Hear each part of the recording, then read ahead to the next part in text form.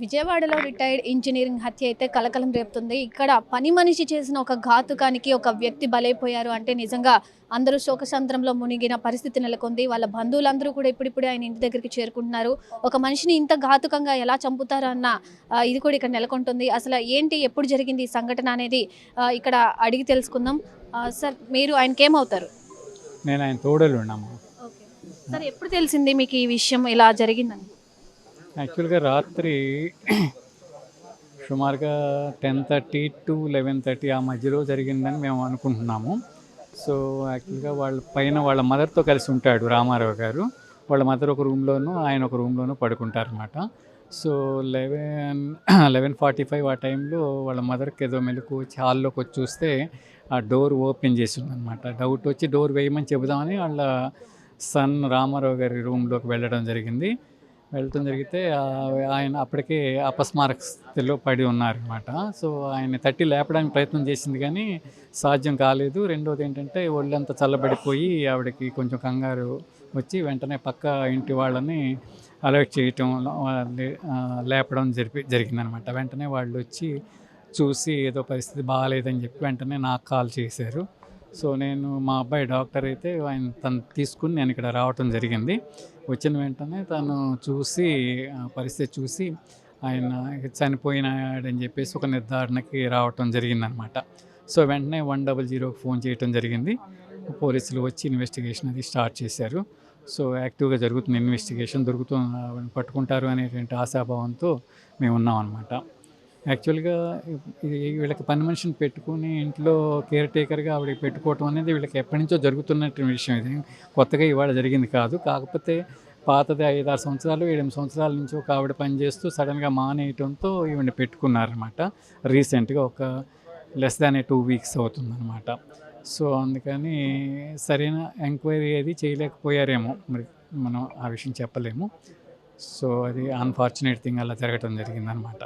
Care taker అంటే ముఖ్యంగా ఆ మదర్ని చూసుకోవడానికి మాత్రమే రామారావు గారు ఆవిడని అపాయింట్ చేశారు. చూసుకోవడం, వంట చేయటం, అంతే. అంతే. వేరే పని చేసుకునే వాళ్ళు ఉన్నారు. ఈవిడనల్లా ఆవిడని చూసుకోవటం, రోజు 24 hours ఇంట్లోనే ఉంటుంది. ఆవిడ నైటే వెళ్ళిపోయిన పరిస్థితి నెలకొంది. అంటే ఆ ఘాతుకానికి పాల్పడిన తర్వాత వెంటనే ఆవిడ కనిపించకుండా పోయింది. తన సామాను, తన బ్యాగేజ్తో సహా ఆవిడ కనిపించకుండా పోయిందనమాట వెంటనే చూసేటప్పటికి. సో ఆవిడ చేసిందనేది మాకు ఒక నిర్ధారణ. అది అలా ఆవిడ కనిపించలేదు. అట్ ద సేమ్ టైం ఇలా జరిగింది కాబట్టి సరే, ఇంట్లో ఎంత క్యాష్ మిస్ అయింది, ఇలాంటి వస్తువులు ఏమైనా మిస్ అవడం ఏమైనా జరిగింది? అంటే బంగారం అది పెద్దగా మిస్ అయిందని మేము అనుకోవటం లేదు. కాకపోతే క్యాష్ కూడా ఒక 90,000 వరకు క్యాష్ ఉందని చెప్పేసి అనుకుంటున్నాం అనమాట. అంతవరకు మిస్ అయింది. ఇవన్నీ ఓపెన్ చేసి ఉన్నాయి. తాళాలతోనే ఓపెన్ చేశారంటే ఆవిడ ఆల్మోస్ట్ ఉన్న 2 వీక్స్ నుంచి రెకీ చేస్తూ ఉండొచ్చు. అందుకని ఆవిడకి తాళాలు అవి కూడా ఎక్కడ ఉంటాయో తెలుసు. అందుకని తాళాలతోనే ఓపెన్ చేసి తీసుకుని వెళ్ళిపోవడం జరిగింది. సార్, మదర్ కండిషన్ ఇప్పుడు ఎలా ఉంది? రామారావు గారి మదర్ కండిషన్ ఇప్పుడు ఎలా జరుగుతుంది? యాక్చువల్గా 90+, 90 to 93 years ఉంటాయి. సో ఆరోగ్యం అంత బాగుండదు. సో ఆందోళనగా ఉంది, కొడుకు పోయిన బాధలో ఉంది. సో చాలా కొంచెం ఆందోళనకర స్థితిలోనే ఉందని చెప్పొచ్చు అనమాట.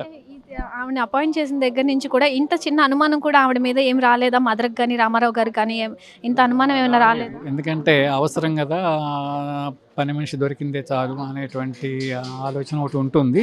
సో అందుకని అనుమానాస్పదంగా ఏమీ అనిపించలేదు యాక్చువల్గా. ఇద్దరే ఉంటారా సార్? ఇంకా ఎవరైనా ఉంటారా? ఇద్దరే ఉంటారు, ఇంకెవరు ఉండరు. ఈ సంఘటన జరిగి అయితే ఇప్పుడు నైట్ 12 ఆ టైంలో జరిగిందా? 10:30 to 11:30, 11:45 మధ్యలో జరిగి ఉండొచ్చు. ఎందుకంటే 11:45కి ఆవిడ చూసి ఉంటుందని నేను అనుకుంటున్నా, ఒక పావు గంట అటు ఇటుగా. అది. సో విజయవాడలో రిటైర్ ఇంజనీరింగ్ హత్య అయితే కలకలం రేపుతుంది. మనతో మాట్లాడడానికి ఏసీపీ దామోదర్ ఉన్నారు. సార్ చెప్పండి, అర్ధరాత్రి ప్రాంగణంలో ఈ హత్య అయితే జరిగి ఉంది. మరి ఈ ఇంట్లో పని మనిషిగా చేసే కేర్ టేకర్ మీద అనూష అనే వ్యక్తి మీద అనుమానం వ్యక్తం చేస్తున్నారు. సో అసలు కేసు ఏంటి సార్? ఈ బొదురు వెంకటరామారావు గారు అనే అతను ఆర్ఎన్బిలో చేసి రిటైర్డ్ అయిపోయారు. రిటైర్డ్ అయిపోయి ఎన్టీఆర్ కాలనీలో ఉంటున్నారు. వాళ్ళ అమ్మాయి హైదరాబాద్లోను, కొడుకు మెడ్రాస్లో ఉంటారు. ఇక్కడ తల్లికి దగ్గర ఆల్మోస్ట్ 90 years ఉంటాయి. ఇతను ఉన్నాడు, భార్య లేదు. తల్లి ఇతను ఇద్దరు ఉంటూ ఫస్ట్ ఫ్లోర్లో పైన ఉన్నారు. గత రాత్రి 10 ఆ టైంలో 10కి ముందే భోంచేసి పడుకుని ఉంటారు. అయితే ఇక్కడ వీళ్ళకి ఒక అమ్మాయి అనూష అనే ఒక అమ్మాయిని ఇంట్లో పనిచేయడం కోసం పెట్టుకున్నారు. ఆవిడ కూడా లాస్ట్ మంత్ 24th ఒకసారి వచ్చి మాట్లాడి వెళ్ళేది. దాని తర్వాత మళ్ళీ అగైన్ ఈ మంత్ 5వ తారీఖు నాడు జాయిన్ అయింది. జాయిన్ అయిన తర్వాత ఈరోజు వీళ్ళకి పని చేసుకుంటూ ఉంది. గత రాత్రి కూడా ఇక్కడే ఉంది ఆ అమ్మాయి. కాకపోతే ఇప్పుడు ఆ అమ్మాయి ఇన్సిడెంట్ అయిన తర్వాత ఆ అమ్మాయి కనిపించలేదు. కాకపోతే ఆ అమ్మాయి మీద అనుమానంగా ఉంది. అమ్మాయి ఫోన్ కూడా స్విచ్ ఆఫ్ ఉంది. దాని మీద మనం phone call details, tower locations, తర్వాత సీసీ ఫుటేజెస్ కూడా చెక్ చేస్తూ దీన్ని ట్రాక్ చేస్తూ ఇన్వెస్టిగేషన్లో డిఫరెంట్గా సిసిఎస్ వాళ్ళు కానివ్వండి, సిపి గారు ఇచ్చిన ఇన్స్ట్రక్షన్స్ మీద సిసిఎస్ వాళ్ళు, లా అండ్ ఆర్డర్ వాళ్ళు, టాస్క్ ఫోర్స్ వాళ్ళు, ఇంకా అదర్ కనెక్టెడ్ టెక్నికల్ సర్వీసెస్, ఈ మన సీసీ కమాండ్ కంట్రోల్ వాళ్ళు అందరూ ఆల్ వింగ్స్ కూడా వర్క్ చేస్తున్నారు. దాని మీద కొద్దిగా మనకి క్లూస్ వస్తాయి. కేసుని పట్టుకుని డిటెక్ట్ చేస్తాం. సార్ అయితే అంటే బాడీ మీద కూడా దిండు పెట్టి కారం చల్లి దిండు పెట్టి నొక్కినట్టు కూడా అనుమానం వ్యక్తం చేస్తున్నారు. సో ఆవిడ డీటెయిల్స్ ఏంటి సార్? అసలు విజయవాడలోనే ఉండేదా? ఆవిడ డీటెయిల్స్ అన్న తెలిసినాయా? ఆవిడ భర్త కూడా దీనికి సహకరించారని చెప్తున్నారు. అంటే డీటెయిల్స్ అంటే ఆవిడ మనకి డీటెయిల్గా తెలియదండి. ఆవిడ కొద్దిగా మనకి కొంతమంది మెదక్ అంటున్నారు, కొంతమంది నలగపేట అంటున్నారు, కొంతమంది ఖమ్మం అంటున్నారు. ఈ అమ్మాయికి phone call details, tower locations కూడా వెరిఫై చేసి చెక్ చేయాల్సిన పరిస్థితి ఉంది. చేస్తాం, చెక్ చేసి చూస్తాం. అది ఇంకా ప్రాసెస్లో ఉంది. పోస్ట్ మార్టం రిపోర్ట్లో ఏం తెలియదు. పోస్ట్ మార్టం అయిపోయింది. దాని మీద ఇంకా డాక్టర్ గారు సర్టిఫికేట్ ఇవ్వాలి. వచ్చిన తర్వాత చెప్తాం. ఆవిడ మీద కేసు ఏమైనా పెట్టారు సార్? వాళ్ళకి బంధువులు ఏమన్నా? సస్పెక్టెడ్గా అని చెప్పారు. దాని మీద ఇవన్నీ చూసి వెరిఫై చేసి అక్కడ ఉన్న డాక్యుమెంట్స్ ఏంటి అవన్నీ చెక్ చేసుకొని ఎవరు దీనికి బాధ్యులని చూసి వెరిఫై చేసి చేస్తాం.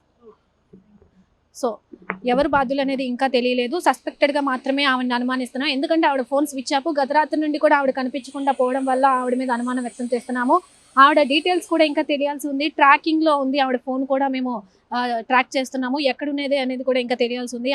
ఆవిడ డీటెయిల్స్ కనుక తెలిస్తే అసలు ఏంటి అనేది కూడా బయటకు వచ్చే సిచ్యువేషన్ అయితే కనిపిస్తుంది. ఇప్పుడిప్పుడే కూడా ఇక్కడికి చేరుకుంటున్నారు జనాలు అందరూ కూడా. వాళ్ళకి సంబంధించిన బంధువులు కానీ అలాగే స్నేహితులు కానీ, రిటైర్డ్ ఇంజనీరింగ్ కాబట్టి ఆయనకి ఆల్మోస్ట్ అందరూ తెలుసుంటారు కాబట్టి ఎక్కడెక్కడి నుంచో కూడా వస్తూ ఉంటారు.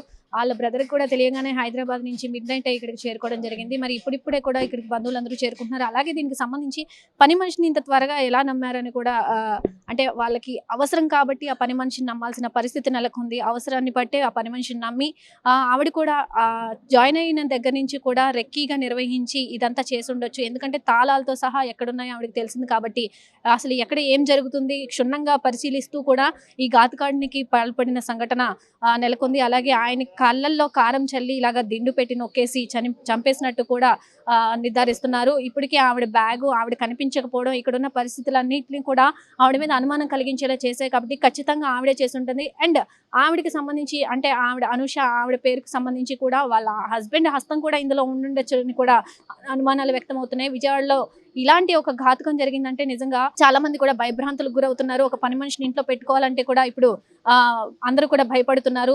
పని మనిషిని నమ్మి ఇంట్లో పిల్లల్ని కానీ లేదంటే పెద్దవాళ్ళని ఇలాంటి పెద్దవాళ్ళు నడవలేని వాళ్ళు కానీ ఆరోగ్యం బాగోలేని వాళ్ళు హెల్ప్గా ఉంటారని తీసుకొచ్చిన తర్వాత ఇలాంటి ఘాతుకాలకు పాల్పడితే వాళ్ళు ఎటువంటి ఇది చేస్తారనేది కూడా ఇక్కడ అందరూ కూడా ఆందోళన వ్యక్తం చేస్తున్నారు. మరి ఒక నిండు ప్రాణం అయితే పోయింది. ఒక తల్లి కూడా శోకసంద్రంలో మునిగిందని చెప్పుకోవచ్చు. తల్లికి సంబంధించి కూడా ఆవిడ కూడా 90+ ఉన్నారు. మరి ఆవిడ ఆరోగ్యం కూడా చక్కగా లేదనే చెప్పుకోవచ్చు. ఆవిడ ఇప్పుడు కొడుకుపోయిన బాధలో కూడా ఉన్నారు. మరి ఆ కొడుకుపోయిన బాధలో ఆవిడ ఉంటే మరి ఈ పని మనిషి ఇలా చేయడం కూడా చాలా కరెక్ట్ కాదని కూడా అందరూ అభిప్రాయం వ్యక్తం చేస్తున్నారు.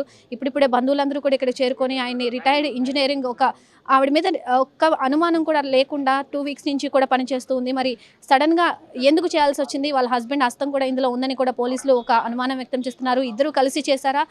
90,000 క్యాష్ కూడా పట్టుకెళ్ళిపోయినట్టు కూడా బంధువులు చెప్తున్నారు. 90,000 క్యాష్ కూడా మిస్ అయింది ఇంట్లో అని కూడా చెప్తున్నారు.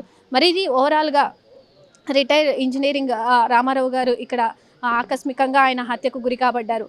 కెమెరామెన్ ఆసిఫ్తో నాగశ్రీ, విజయవాడ, మెగా 9 టీవీ నుండి.